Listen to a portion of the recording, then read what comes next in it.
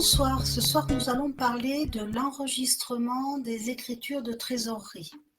Alors, comment enregistre-t-on les écritures de trésorerie? Il y a une chose à savoir, c'est que la trésorerie vient en contrepartie d'un achat ou d'une vente. Donc en relation de cause à effet, l'écriture de trésorerie va fonctionner à l'inverse. C'est-à-dire que si je vends, ma vente va se positionner au crédit. Eh bien, je vais encaisser de l'argent. Mais comme c'est la contrepartie de ma vente qui est enregistrée au crédit, eh bien ma banque va être au débit. Donc il va falloir se faire le raisonnement que la banque fonctionne à l'inverse. Quand j'ai de l'argent qui rentre, eh bien je mets ça au débit. Quand j'ai de l'argent qui sort, et je mets ça au crédit. Voilà. Si vous voulez, il y a un autre mnémotechnique, c'est que quand on fait après le rapprochement bancaire et qu'on compare nos enregistrements sur le logiciel et notre relevé bancaire, normalement, si on les met face à face, ça fait effet miroir. On a la même chose. Donc, bien évidemment, vous savez, l'effet miroir, c'est que c'est inversé. Donc, ce qui est au crédit sur le relevé bancaire, c'est au débit sur l'enregistrement comptable. Je n'ai pas d'autres mnémotechniques à vous communiquer comme ça de manière rapide. Donc, si vous arrivez à adhérer au fait que j'ai de l'argent qui rentre, je le mets au débit, j'ai de l'argent qui sort, je le mets au crédit, tout va bien. J'ai de l'argent qui rentre, ça correspond à un produit. Si c'est un produit qui a en face, mon produit est au crédit, mon compte bancaire est au débit. Voilà. Quand on a transité par le compte client ou le compte fournisseur, eh bien, tout simplement, on a fait le saut de puce. C'est-à-dire qu'on a, à un moment donné, constaté la dette envers le fournisseur. Le fournisseur nous fait crédit, donc le fournisseur est au crédit. On solde notre fournisseur en l'inscrivant au débit. Et donc, la contrepartie, ça va être l'écriture à la banque qui va être au crédit. Donc, vous voyez, chaque fois, l'argent, on paye le fournisseur, l'argent sort, l'écriture est au crédit. On avait une créance auprès du client, le client était notre débiteur, donc le montant était au débit du compte client. On va solder le compte client en mettant l'écriture au crédit, puisqu'il paye. La contrepartie va être au débit. On encaisse de l'argent, c'est au débit. Voilà. On a ici l'image. On encaisse, alors là c'est sur du mouvement en espèces, mais c'est le même principe, c'est un compte de trésorerie. Donc on encaisse les espèces, on le met au débit, en contrepartie on va solder la créance du client, donc on le met au crédit, puisque la créance du client, le client était notre débiteur, elle était au débit. Alors quel type d'enregistrement on peut avoir? On peut avoir des enregistrements en espèces, en carte bleue, en chèque, en virement, en traite, en prélèvement automatique. Donc il y en a quelques-uns. Quels sont les supports pour ça? Les prélèvements et les versements en espèces, ça se fait sur la caisse. Et la pièce comptable de la caisse, c'est le livre de caisse, c'est le cahier de caisse. Les éléments comptables pour ce qui concerne la banque, ça va être pour les chèques, les talons de chéquier quand il s'agit des chèques que nous avons émis.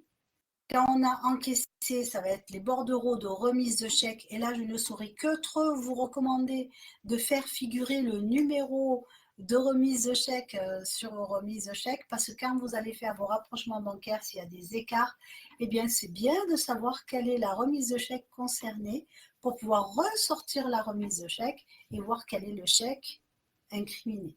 D'accord? Parce que normalement, il y a moyen d'avoir les détails au niveau de l'écriture de la banque. Avant, c'était plus difficile. Maintenant, il y a des banques qui regroupent, il y a des banques qui détaillent.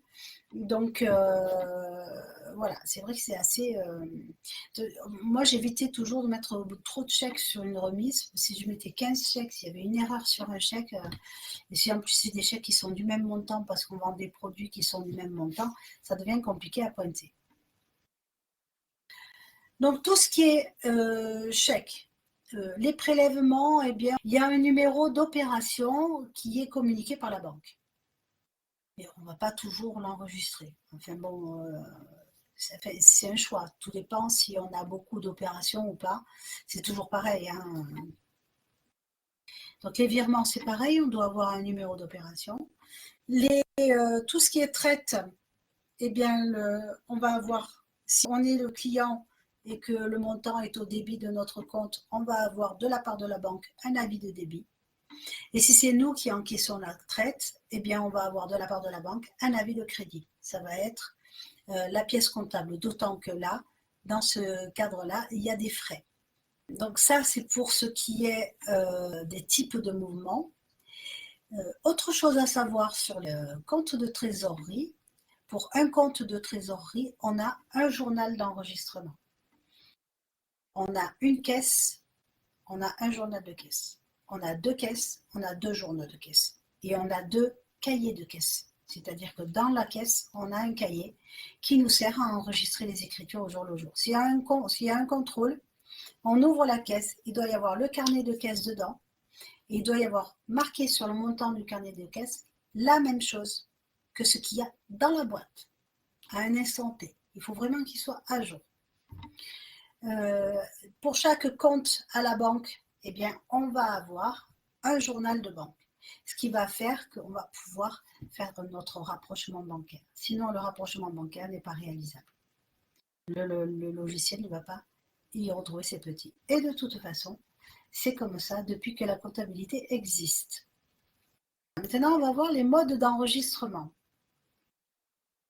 Si nous sommes, alors on a vu, si nous sommes sur une caisse, on se met sur le journal de caisse, on va solder notre compte client et en contrepartie, eh bien, on va enregistrer ou alors on va constater le flux monétaire sur le compte de caisse ou sur le compte de banque et en contrepartie, on va aller solder le client ou le fournisseur selon le sens du mouvement.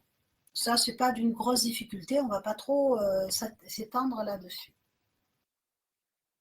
Là où on va s'étendre, c'est sur les virements internes. Que se passe-t-il? Je viens de vous dire qu'on a pour chaque compte de trésorerie un journal de trésorerie. Seulement voilà, si on prend de l'argent dans une caisse et qu'on veut la transférer à la banque, on va devoir enregistrer l'écriture sur notre journal de caisse parce que ça fait mouvementer le compte de caisse et on va devoir enregistrer notre écriture sur le journal de banque parce que ça fait mouvementer notre compte banque. Mais on ne va pas pouvoir, déjà d'une part, il faut se dire, je n'ai pas le droit de mettre un compte banque sur mon journal de caisse. Et je n'ai pas le droit de mettre un compte caisse sur mon journal de banque. Si c'est le journal de banque du Crédit Lyonnais, les écritures de la BNP n'ont rien à y faire. À partir de là, c'est comme si j'avais deux paniers. Sur mon panier de droite, c'est à gauche, bon, c'est l'autre droite. Bon. Sur mon panier de gauche, je ne peux mettre que la main gauche.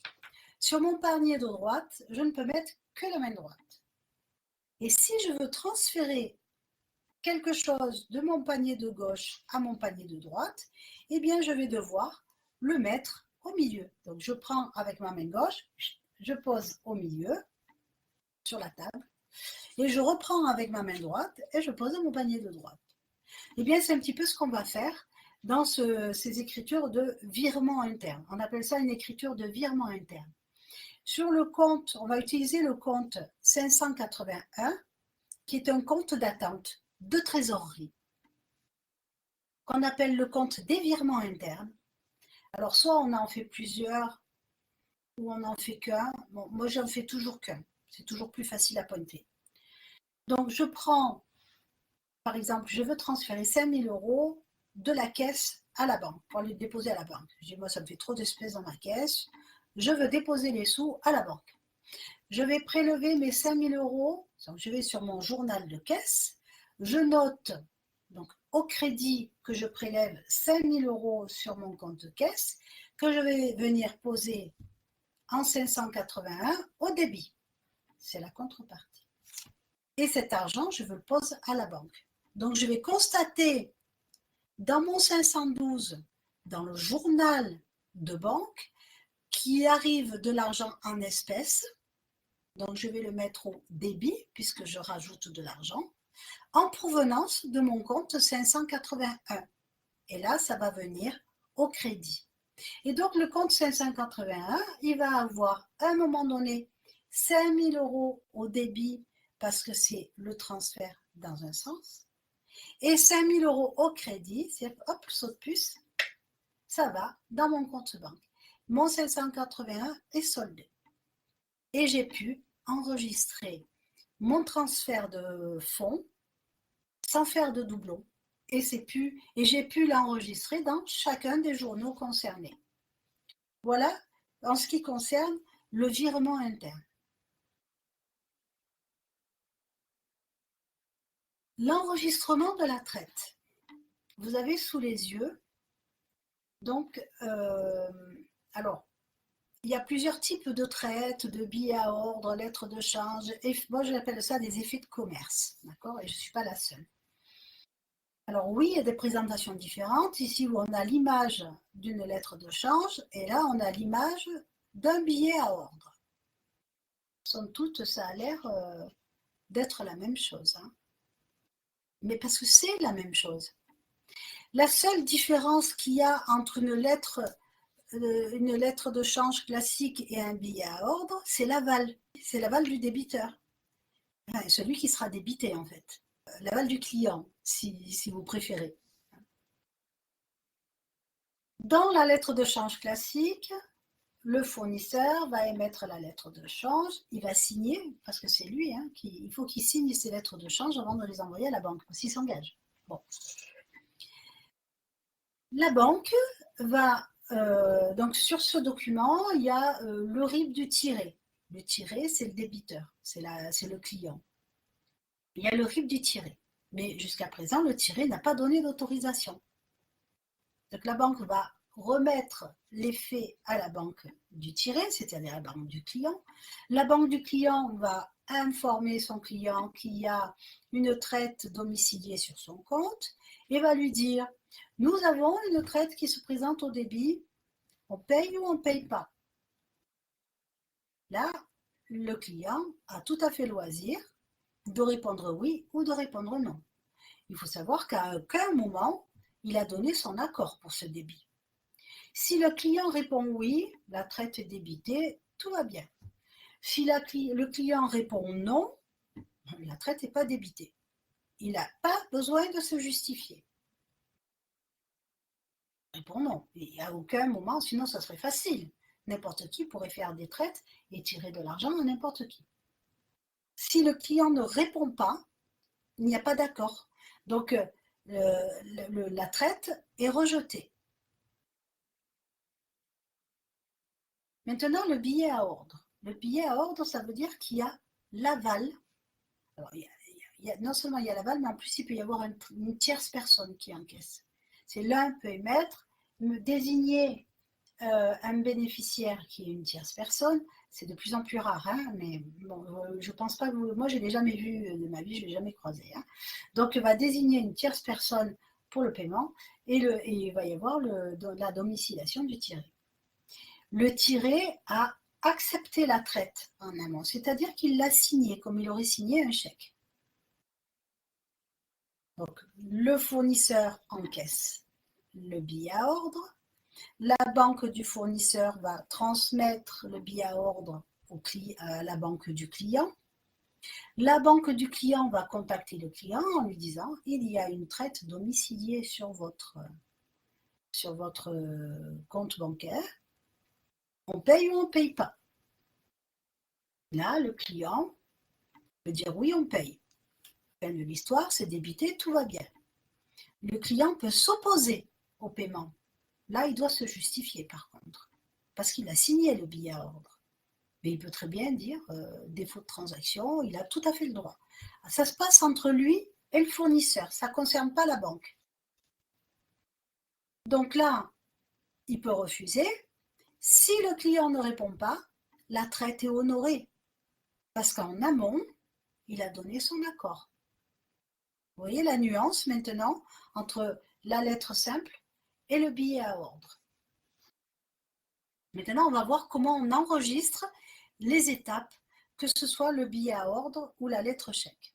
On va le faire du côté du fournisseur, l'enregistrement, parce que c'est là qu'il y a le plus d'étapes. Du côté du client, il y a moins d'étapes, c'est beaucoup plus simple. Le client paye par traite. On va basculer le montant du 411 au 413. Pourquoi? Parce qu'au moins, on tient compte du fait qu'on n'a plus à relancer le client pour le paiement.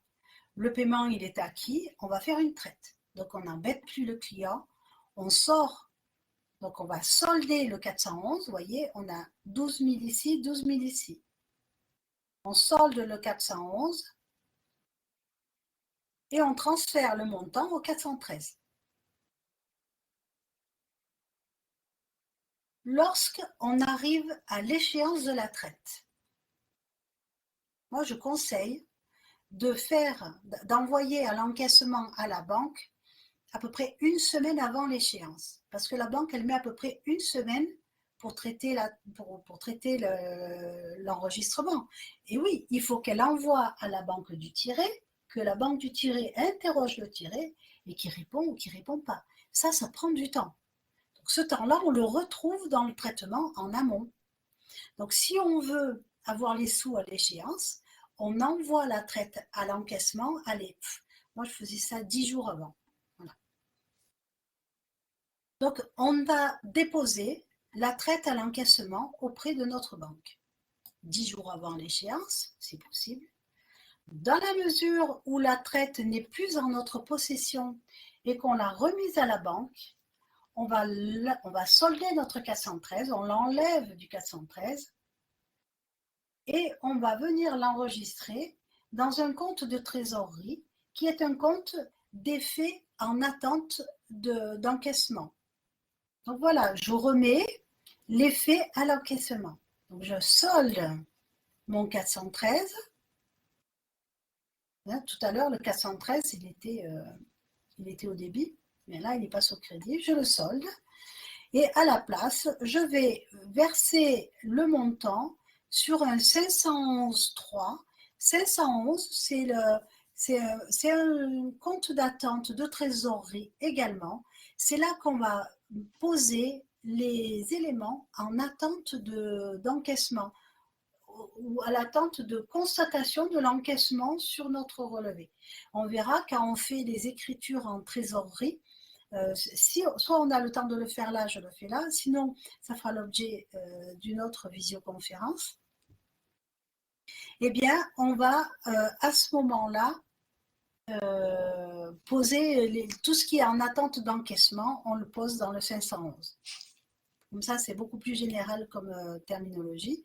Donc, je dépose ma traite à l'encaissement, je vais solder le 413.1, ce n'est plus moi qui la traite, et je le pose dans un compte d'attente de trésorerie qu'on appelle le 511.3, dans lequel on met les effets remis à l'encaissement. Et comme il va se passer 10 jours, donc c'est bien de faire, ça nous donne un suivi de nos traites.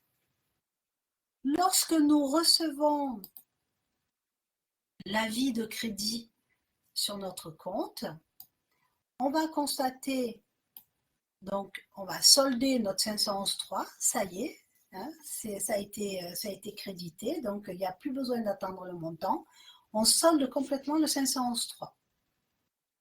Là, on va enregistrer ici les frais inhérents à l'encaissement de la traite. Il y a toujours des frais. Soumis à la TVA ou pas, ça va dépendre de l'assujettissement de votre banque à la TVA.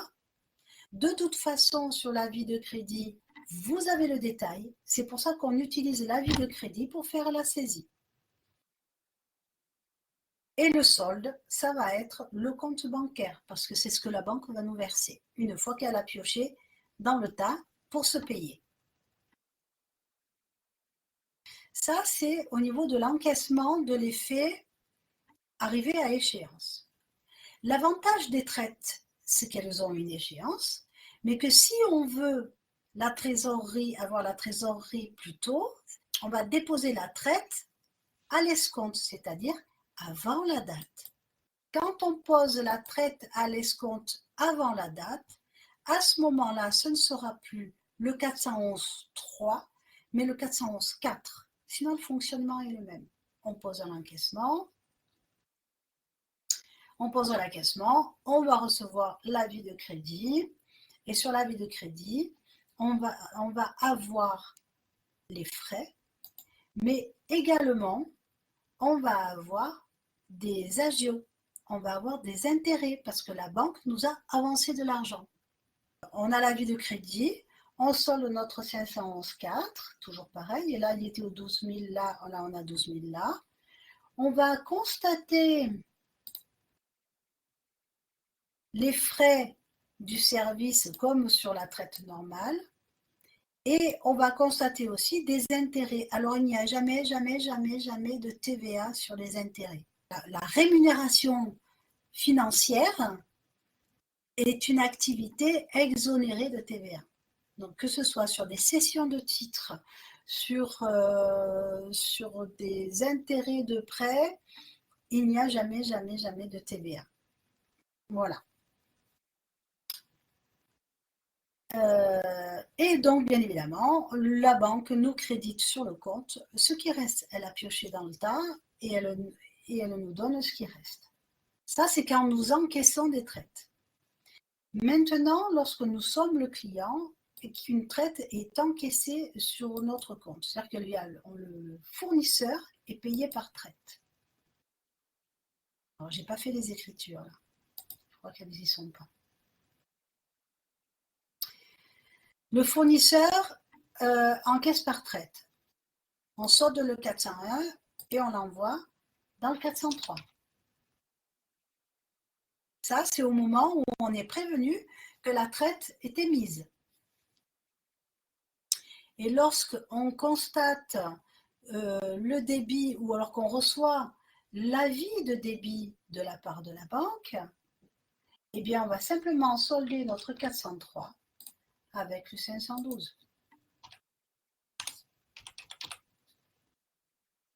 Donc là, c'est somme toute très simple. C'est beaucoup moins compliqué que quand on est du côté du fournisseur. Nous, en tant que client, il n'y a pas de frais sur une traite. Et puis après, ben, c'est comme un chèque. Hein. Quand c'est débité, c'est débité. Hein. Voilà. Ça, c'était pour les traites. C'est bien, il nous reste du temps. Donc, je vous ai parlé tout à l'heure des enregistrements en compte de caisse. Alors, on a ce genre d'enregistrement en compte de caisse quand on vend sur les marchés ou quand on est dans une boutique. On a la caisse. On fait abstraction de ces caisses électroniques. Nous, on est toujours sur notre petit carnet numéroté, d'accord, qui est toujours admis par le fisc, n'en déplaise à certains. Tant que le carnet est numéroté et qu'il ne manque pas de pages, on n'est pas en ordre chronologique et sans trou, il n'y a pas de trace de fraude possible. Hein, on date bien la première page du carnet et la dernière page, et les carnets se suivent et il n'y a pas de trou, tout va bien. Ce n'est pas le propos du jour. Le propos du jour, c'est comment fait-on quand on a encaissé, donc dans notre journal de caisse, la personne qui est sur le marché, elle vend ses objets et elle encaisse un peu en espèces, elle encaisse un peu par chèque et elle encaisse un petit peu par carte bleue. Donc, on va avoir notre carnet de caisse. Là, c'est mon petit cahier de la journée. Voilà. Moi, je le vois comme ça. Hein. Après, chacun fait comme il veut. Et à chaque fois qu'on vend quelque chose, eh bien, on marque les transactions de la journée. Voilà, solde au début, au départ, le matin, j'arrive en petite monnaie pour rendre la monnaie, j'ai 150 €.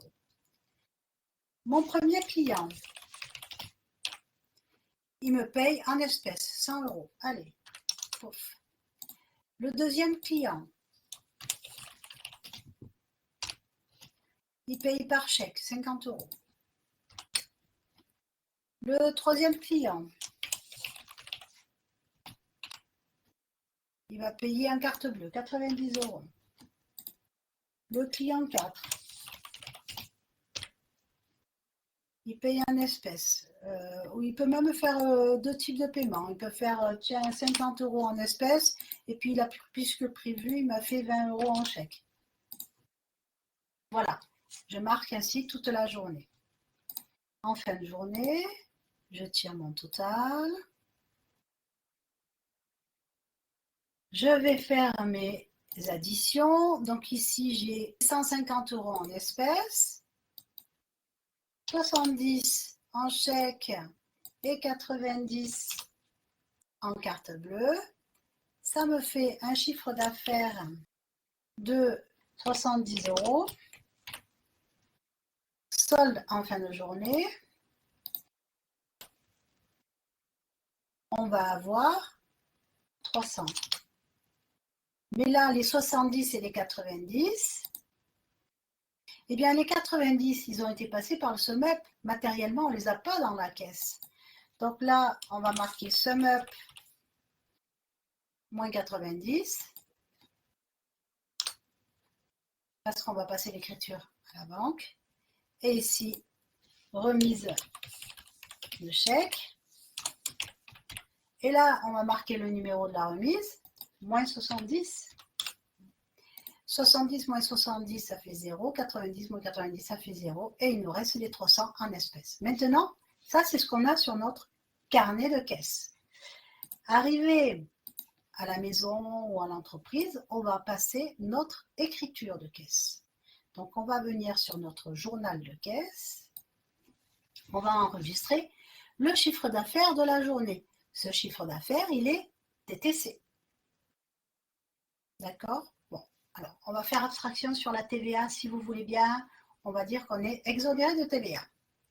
Donc, on a notre chiffre d'affaires de la journée, 310 €. Donc, 707, vente de marchandises. On va marquer nos 310 €. Et c'est là que rentre en ligne de compte notre 511. 21, on va mettre, ça reste tout dans le 2 alors. 21, chèque à l'encaissement. On va mettre nos 70. On a nos moins 70 ici. Ensuite, 511, 22, transfert SumUp. On va mettre nos 90 qui sont là. Et donc, bien évidemment, le reste, on va pouvoir l'enregistrer dans la caisse. Nos 150 €. Ça, c'est au moment où on rentre chez soi. Quand on aura déposé la remise de chèque à la banque et qu'on va constater le flux financier sur le compte bancaire, on va se mettre donc sur notre journal de banque. On va venir solder le 511,21, c'est remise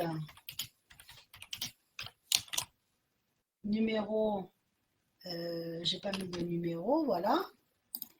Ici, on va solder nos 70, là, qui sont là. Et on constate qu'ils sont versés sur le compte de banque.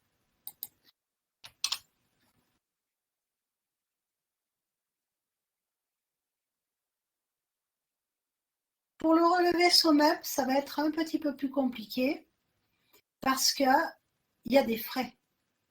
Pour le relevé SumUp, en fait, je vais venir solder mon 511,22 pour 90. Là, c'est une affaire entendue. Les 90, ils partent du compte.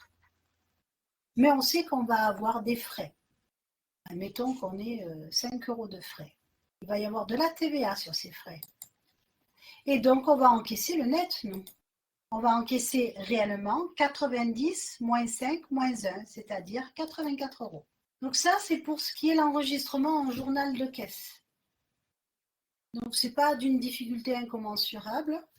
On peut très bien gérer le fait de devoir consacrer à chaque journal de trésorerie un journal de devoir consacrer à chaque compte de trésorerie, à chaque oh zut, je ne vais pas y arriver, de devoir consacrer à chaque compte de trésorerie un journal de trésorerie et pouvoir en même temps avoir une seule pièce comptable, c'est-à-dire le cahier de caisse. Donc, ça vous permet de faire comme ça. Voilà.